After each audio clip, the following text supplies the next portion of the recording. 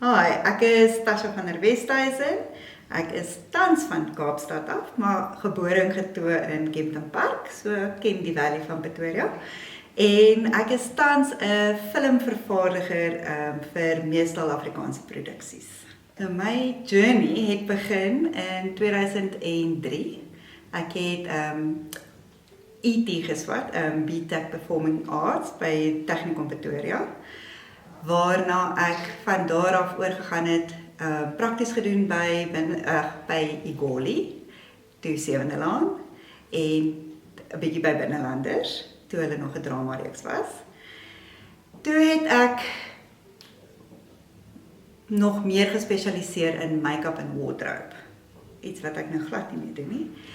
En toe was daar op 'n tyd gewees, ons almal wonder maar, wat ons in ons lewe doen, of jy regtig in die kunste wil wees, want dit is 'n tawwe lewe. Toe het ek die geleentheid gekry om by Salome Leroux te kom werk. Receptionist gewees, en ons het actually 'n baie geëgte band gehad, en tot vandag toe Salome hulle actually nog my prokureer, en help my met al my kontrakte. So toe was ek van daar af, het ek die geleentheid gekry om Binnelanders toe te gaan, en daar het my produksie loopbaan basies afgeskop. Toe was ek vir 7 jaar by Binnelanders, toe dit 'n sepie was.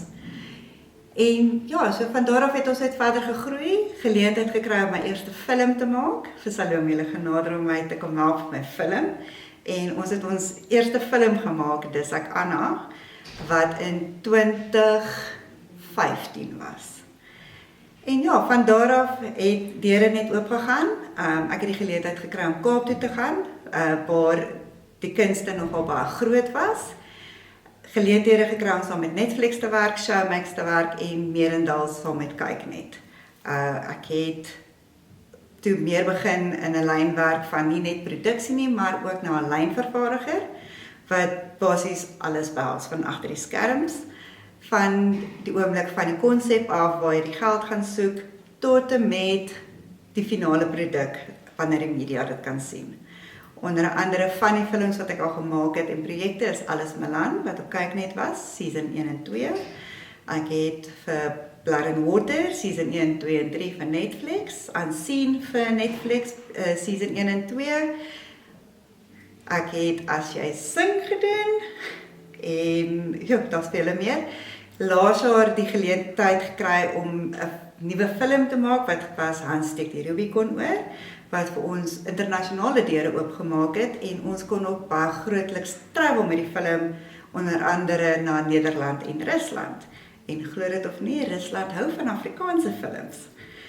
En ook saam met dit het ons toe vir Mnet die reeks Summertide gedoen, wat vir mense sal weet, dit was 52 episodes wat laas jaar op Mnet was.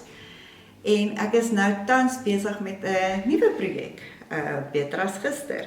So kyk uit daarvoor, dit sal volgende jaar 2026 op Kyknet wees.